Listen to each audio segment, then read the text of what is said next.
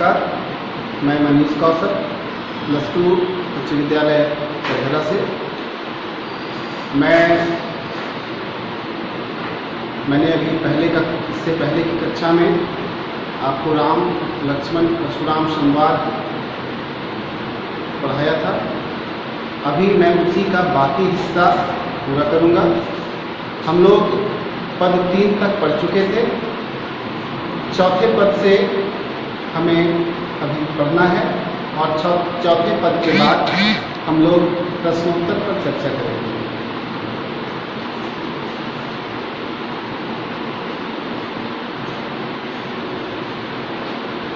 तीसरे पद में हमने देखा था कि लक्ष्मण अपने तर्कों से परशुराम को जवाब देते हैं और उसके बाद क्रोध सहित परशुराम का उत्तर शुरू होता है।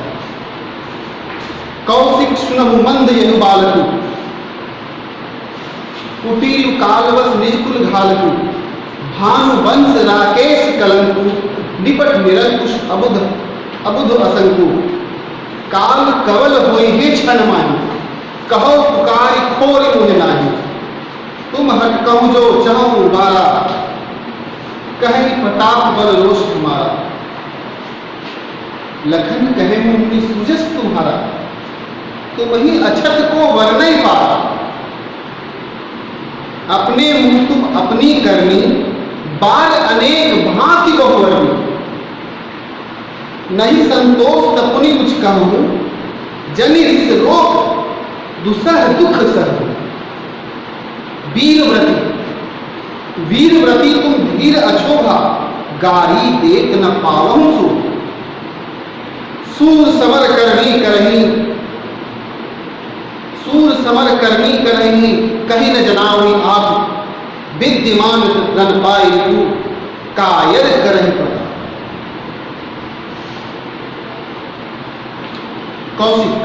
कौशिक का मतलब विश्वामित्र। परशुराम जी राम लक्ष्मण के गुरु विश्वामित्र से कहते हैं कि हे विश्वामित्र, सुनो, यह जो बालक है यह मंद बुद्धि है, कमजोर दिमाग का है। कौशिक सुनो मंद यह बालक, कुटिल है और बस अब काल की आगोश में आने वाला ही है। काल के बस में इसकी ऐसे शब्द से निकल रहे हैं। यह निज कुल, अपने कुल की मर्यादा को मिट्टी में मिलाने वाला है। कुटिल काल बस निज कुल घाल, अपने कुल को काल कवलित करने वाला है, अपने कुल का नाम डुबाने वाला है। भानुवंश राकेश कलंक, भानुवंश अर्थात सूर्यवंश, यह सूर्यवंश में चंद्रमा के जैसा कलंकित है। इसने सूर्यवंशी परंपरा को कलंकित किया है। भानुवंश राकेश कलंकु, निपट निरंकुश अबुध असंक। यह निपट निरंकुश है, किसी की बात नहीं सुनने मानने वाला है और अबुझ है। काल कवल हुई है क्षण माही, यह थोड़े ही क्षण में, थोड़े ही देर में काल के गाल में समाने वाला है। काल कवल हुई है क्षण माही, कहो पुकार खोर मुझे नाही। इसलिए इसका दोष मुझे बाद में तुम लोग नहीं देना, बाद में मुझे कुछ नहीं कहना, मैं सभी से कह ले रहा हूं। तुम हटकहु जो चाहूं बाला, अगर तुम इसे हमारे प्रकोप से बचाना चाहते हो, कहीं प्रताप बल रोष तो हमारी शक्ति, हमारा बल, हमारा प्रताप इसे समझा दो, नहीं तो यह तुरंत मरने वाला है। यह हमारे क्रोध की अग्नि से बच नहीं पाएगा। लखन कहे मुनि सुजस, लखन एक और व्यंग्यवान होते हैं। लखन कहते हैं लक्ष्मण जी कि हे मुनि, आप तब से तो अपनी बड़ाई किए जा रहे हैं। लखन कहे मुनि सुजस तुम्हारा, आपके सुजस के बारे में तुम ही अछत को वर्णन नहीं पाते, आप ही अच्छे से वर्णन कर सकते हैं। आप और कुछ कहना है तो बता दीजिए। अपने मुंह तुम अपनी करनी। लक्ष्मण जी परशुराम से कहते हैं कि अपने मुंह से ही आप अपनी करनी का और बखान करना चाहते हैं तो वो भी कर लीजिए। अपने मुंह तुम अपनी करनी, बार अनेक भांति बहुवर्णी। अनेक बार आपने अपने मुंह से अपनी करनी का बखान वर्णन कर लिया है। नहीं संतोष तो पुण्य कुछ कम। इतने में भी अगर संतोष नहीं हो रहा है तो फिर से कुछ कह ही लीजिए। जनि ऋषिरोग दुसह दुख। हमें लगता है कि आप अपनी क्रोध को रोककर अपने आप को पीड़ा दे रहे हैं, दुसह दुख सह रहे हैं।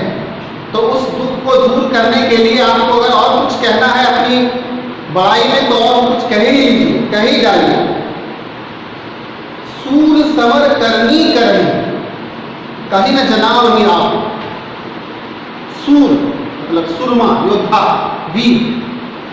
वीर जो होते हैं वो युद्ध में करनी करते हैं, युद्ध में अपनी वीरता दिखाते हैं।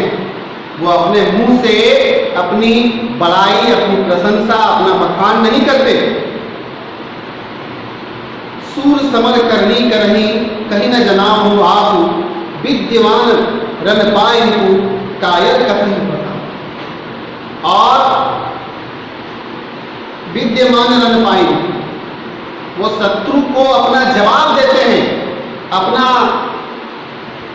प्रत्युत्तर अपने बाणों से, अपने वीरता से देते हैं, न कि अपने मुंह से अपना बखान करते हैं।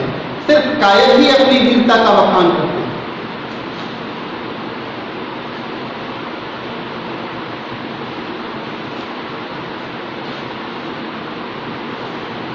तुम तो काल हाक जलुलावा, बार बार मोह लागी बुलावा। सुनत लखन के वचन कठोरा, परस सुधारी करऊं कर धरऊं कर घोरा। अब जनते दोष मुँह लागी, कटुवादी बालक बद जोगी। बाल विदो की बहुत मैं बाँचा, अब ये मरनिहारन भा साँचा। कौशिक कहा क्षमे अपराधु, बाल दोष गुण गण ही न साधु। खर कुठार मैं अकरुण को ही, आगे अपराधी द्रोही। उत्तर देख छोड़ो बिन मारे, आगे केवल कौशिक सील तुम्हारे। न तो ये ही काटी कुठार कठोरे, गुरु ही उरी होते श्रम थोरे। गाधिसु मुँह कह हृदय हसी, मुनि हरियरे सूझ। अयमय खान न ऊखमय, अजहु न भूष कबूझ।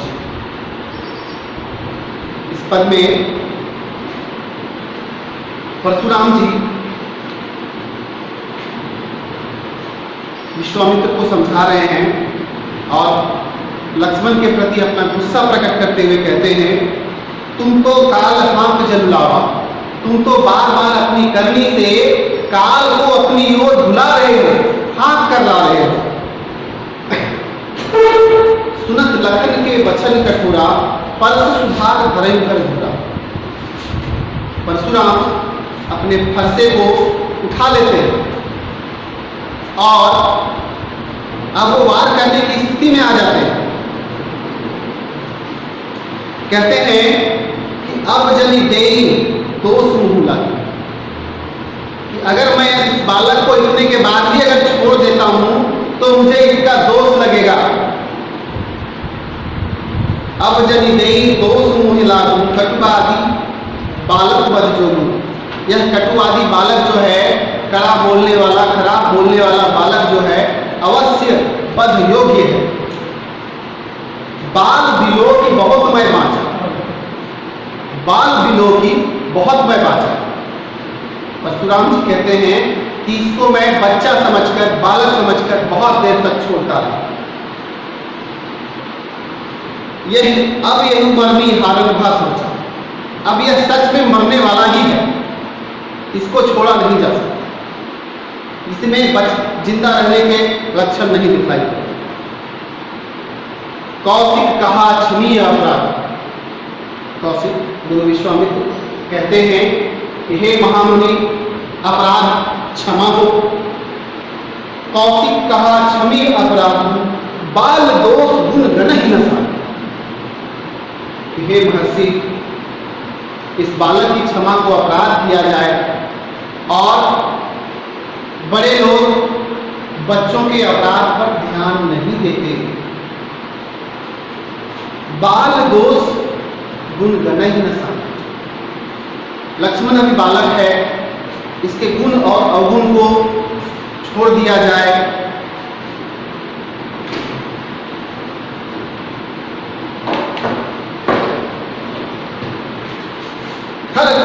मैं अकरुण को अपनी चर्चा करते हुए अपने बारे में बताते हैं कि देखो ये खर कुठार, ये तेज नुकीला कुठार जो है, फरसा जो है, और मैं, वो अपने बारे में क्या कहते हैं, अकरुण, करुणाहीन, दयाहीन। कि अब मैं ऐसी स्थिति में हूं कि मुझे इस पर तनिक भी दया नहीं आ रही है। खर कुठार मैं अकरुण कोढ़ी, वही मतलब क्रोधी। आगे अपराधी गुरुद्रोही, और ये जो बालक है ये अपराधी है, इसने गुरुद्रोह भी किया है। उत्तर दे छोड़ो बिन मारे, केवल कौशिक सील तुम्हारे। हे विश्वामित्र, मैं सिर्फ तुम्हारे गुणों के कारण, मैं तुम्हारे सील के कारण इसे मैं छोड़ रहा हूं, नहीं तो मैं इसे अभी अपने फरसे से मार डालता। उत्तर दे छोड़ो बिन मारे, केवल कौशिक सील तुम्हारे।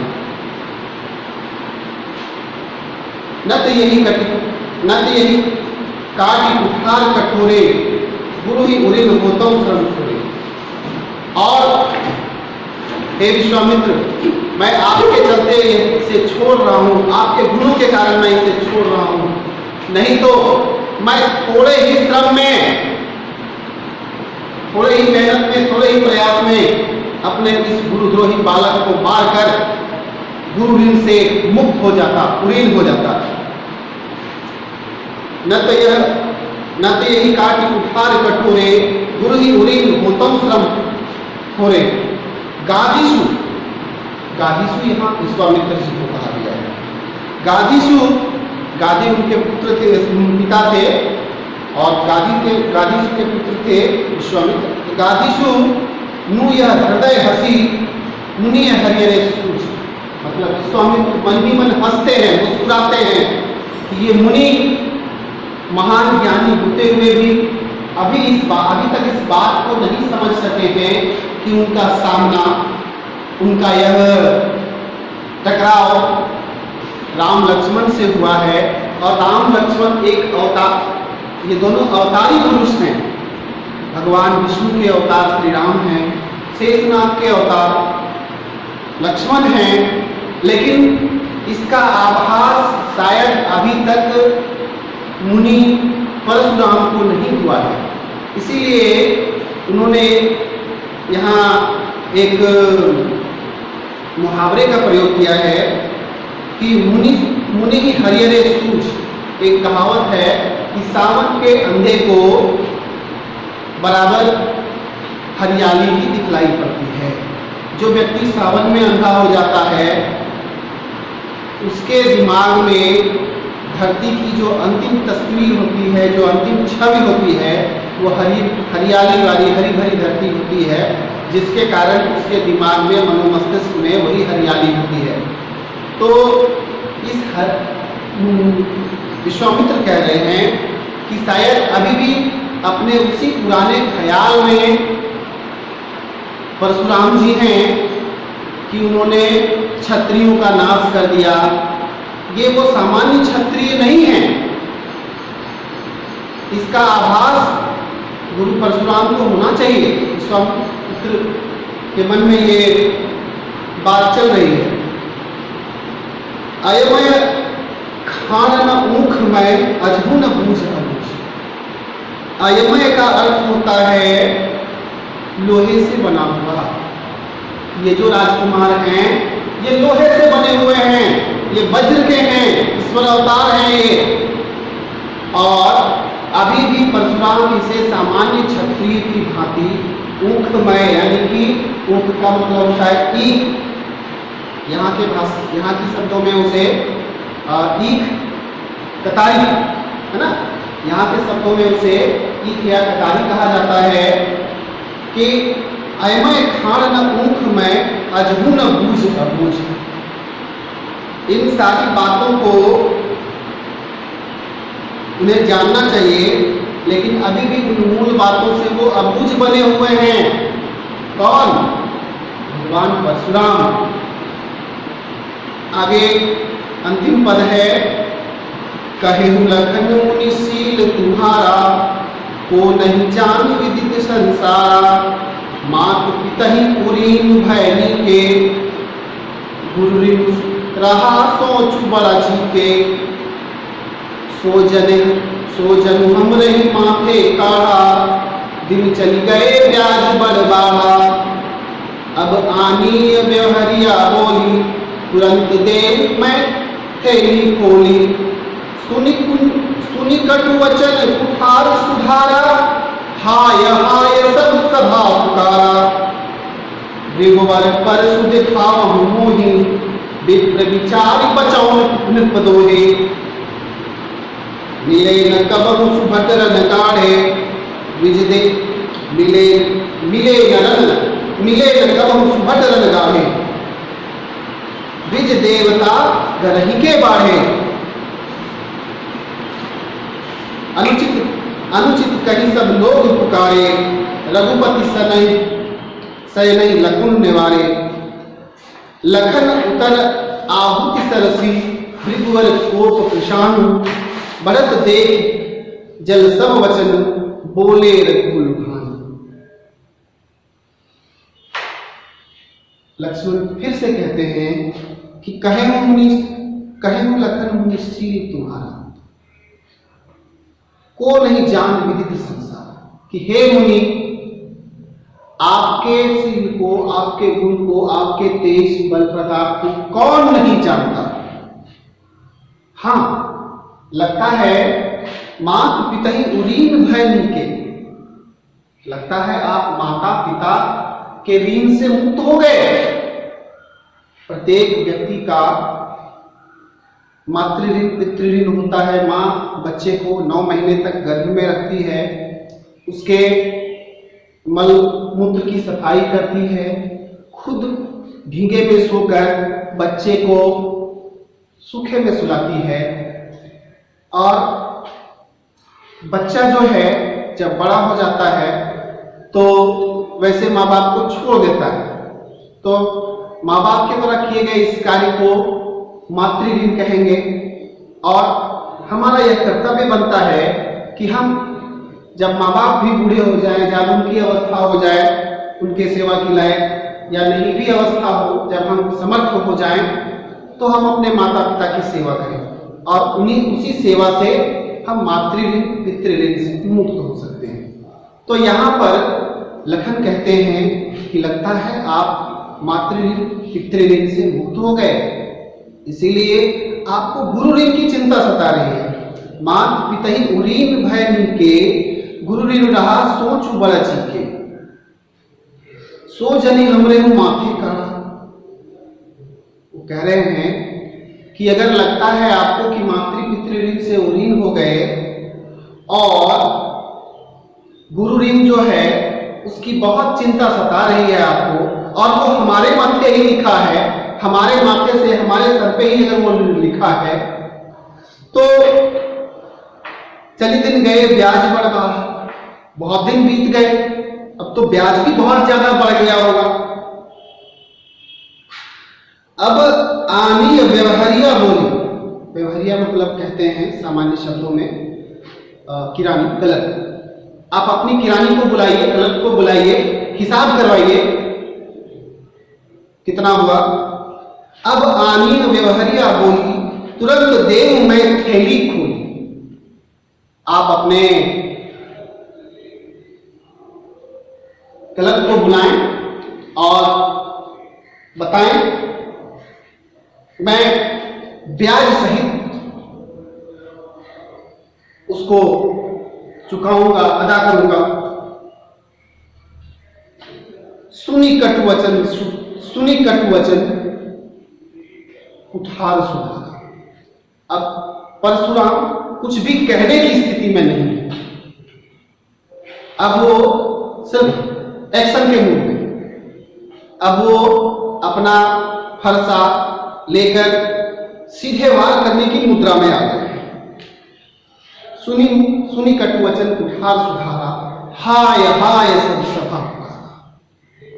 सभा में बैठे सभी राजा, सभी सभासद हाय हाय पुकारने लगे।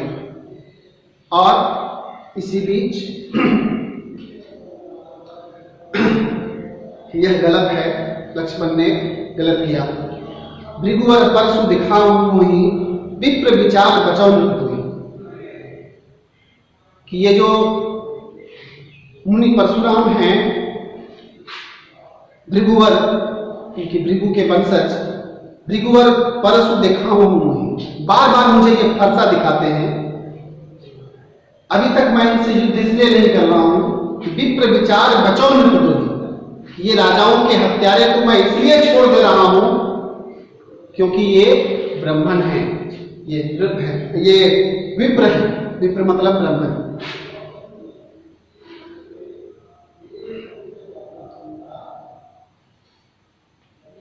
मिले न कब हम सुभट रण गावे। लगता है आज तक इन्हें कोई बढ़िया छत्री युद्ध में नहीं मिला है, सुभट योद्धा नहीं मिला, जिसके कारण ये अपनी इतनी प्रशंसा किए जा रहे हैं। मिले न कब सुभट रण गावे, द्विज देवता घर ही के बागे। ये अपने घर के ही बड़े हैं, अपने आप में अपनी प्रशंसा किए जा रहे हैं। अनुचित कहीं सब लोग पुकारे। सब लोग ये कहने लगते हैं कि अनुचित है, अनुचित है, अनुचित है।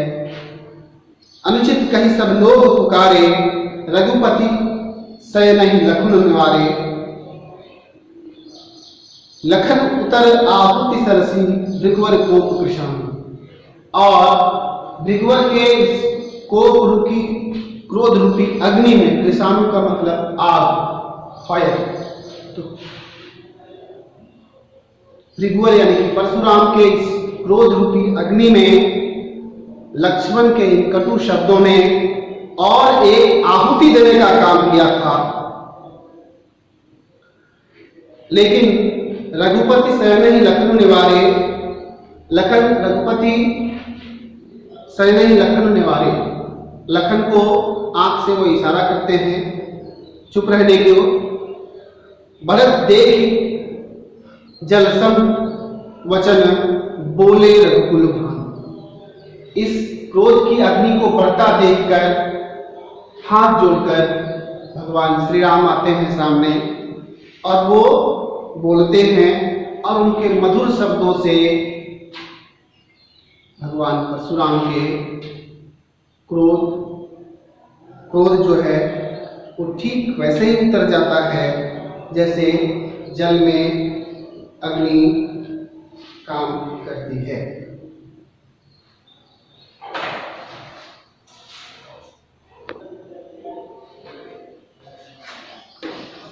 राम परशुराम लक्ष्मण संवाद पाठ के पाठ्य चर्चा के बाद हम लोग उसके कुछ प्रश्नों की भी चर्चा करेंगे और लोग प्रश्न पर आए। पहला प्रश्न है, परशुराम के क्रोध करने पर लक्ष्मण ने धनुष के टूट जाने के लिए कौन कौन से तर्क किए? कुपित परशुराम जब सभा में आते हैं तो लक्ष्मण के द्वारा उन्हें समझाने का प्रयास किया जाता है, उनके क्रोध को शांत करने का प्रयास होता है। इस क्रम में वो कहते हैं कि धनुष भगवान राम, प्रभु राम के छूते ही टूट गया। उन्होंने तो नए धनुष को नए ढंग से छूने का प्रयास किया था, लेकिन वो छूते ही टूट गया। इसके अलावा वो कहते हैं कि धनुष जीर्ण पुराना हो गया, जिसके कारण वह टूट गया। तो इसको हम लोग बिंदुवार तरीके से 3 बिंदु में भी लिख सकते हैं। आगे दूसरा प्रश्न हमारा है कि परशुराम के क्रोध करने पर राम और लक्ष्मण की जो प्रतिक्रियाएं हुई, उसके आधार पर दोनों के स्वभाव की विशेषताएं अपने शब्दों में लिखी।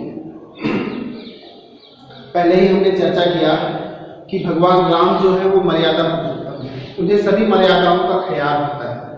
वे धीर, गंभीर, साहसी हैं। ठीक इसके विपरीत लक्ष्मण जो शेषनाग के अवतार हैं और चंचल, यहाँ उनका बालपन स्वरूप भी देखने को मिला है। परशुराम के क्रोध करने पर लक्ष्मण जी उन्हें और व्यंग्यपूर्ण वक्तव्यों से उनके क्रोध को और बढ़ाने का काम करते हैं, जबकि श्री राम समझाते हुए आदर सहित जवाब देकर उनके क्रोध को शांत करते हैं। यहाँ पर श्री राम विनयशील और गुण के प्रतीक हैं, लेकिन ठीक इसके विपरीत लक्ष्मण बालहट और थोड़ी सी तर्कपूर्ण उदारता का भी वो सहारा लेते हैं। इसके अलावे लक्ष्मण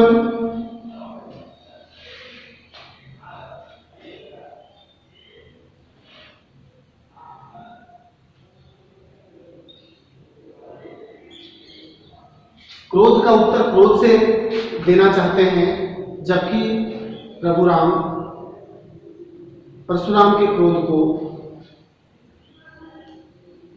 क्षमा मांगकर विनय से शांत करना चाहते हैं। मूल रूप से हम कहें तो भगवान राम शांति, प्रेम से और विनय करके मनाना चाहते हैं, लेकिन लक्ष्मण व्यंग्यपूर्ण शब्दों से उन पर और व्यंग्यवान होते हैं। तीसरा जो प्रश्न है, लक्ष्मण और परशुराम के संवाद में जो अंश आपको अच्छा लगा उसे अपने शब्दों में संवाद शैली में जैसे डायलॉग शैली में, नाटक में एक पात्र बोलता है, उसके बाद दूसरा पात्र बोलता है, यह पाठ संवाद है और इसमें राम, लक्ष्मण और परशुराम का संवाद हुआ है। तो हम लोग उसको सामान्य शब्दों में, सामान्य अर्थ में राम लिखकर जो उनका संवाद है वो संवाद लिखेंगे, लक्ष्मण लिखकर जो उनका संवाद है वो लिखेंगे। अगर उसके बाद परशुराम का संवाद है तो परशुराम का संवाद लिखेंगे। उसके बाद अगर विश्वामित्र का संवाद है तो उसका संवाद सीधे शब्दों में उसका भावार्थ लिखेंगे। जो आपको अच्छा लगा हो आप अपना लिख सकते हैं। प्रश्न 4 है कि लक्ष्मण ने वीर योद्धा की क्या क्या विशेषताएं बताई। लक्ष्मण प्रभु परशुराम से तर्क करते हुए उन्होंने कुछ वीर के गुण छोड़े। जैसे उन्होंने कहा कि वीर को धैर्यवान होना चाहिए, वीर को साहसी और धैर्यवान होना चाहिए, उसको क्रोधी और अधीर नहीं होना चाहिए। वीरव्रती तुम धीर अछूता, आप वीरव्रती तो हैं लेकिन आप में धैर्य का अभाव। और सूरवीर जो होते हैं वो अपने मुंह से अपनी करनी का बखान नहीं करते हैं, वो अपने हथियार से, अपनी वीरता से, अपने उत्तर प्रति उत्तर जो है वो अपने कार्य से देते हैं, न कि अपने मुंह से अपना बखान करते हैं।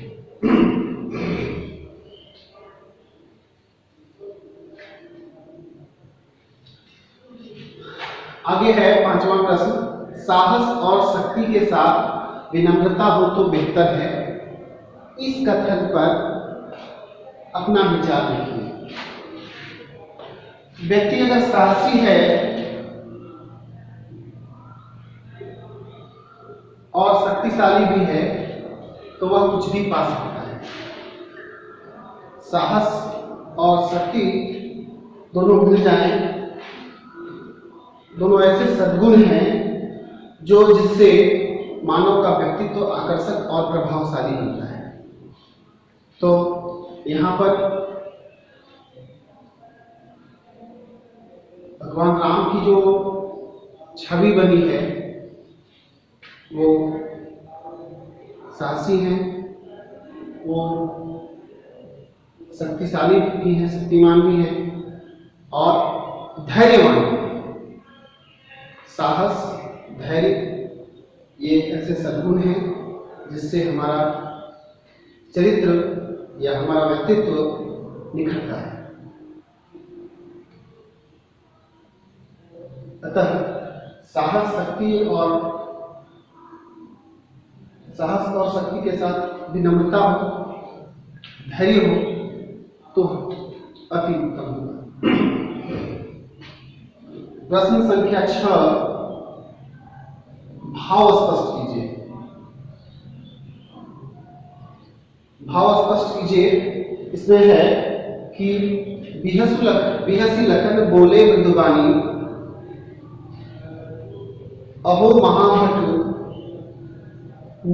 अहो मुनीसु महाभट मानी,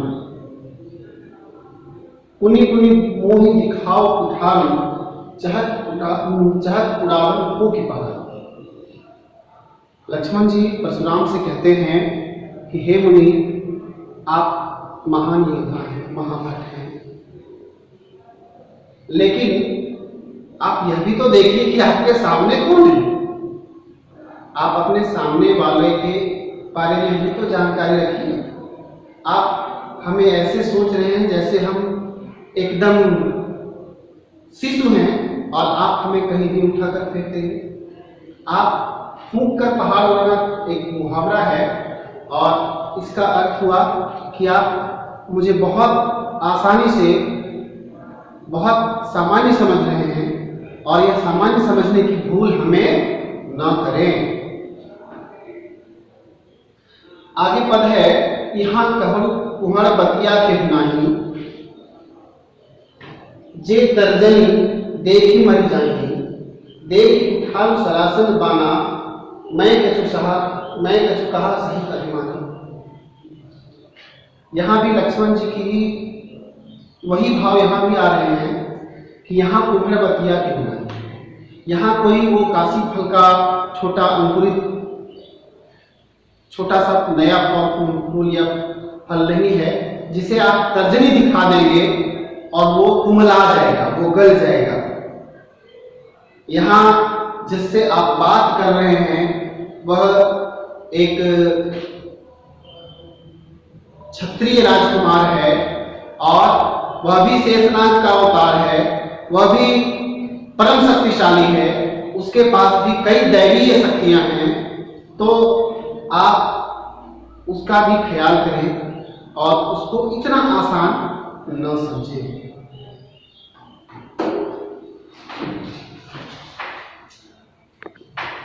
इस प्रकार इस पाठ को हम लोगों ने आज संक्षेप में समझने का प्रयास किया है। प्रश्नोत्तर कुछ प्रश्नोत्तरों का पे चर्चा हो सकी है।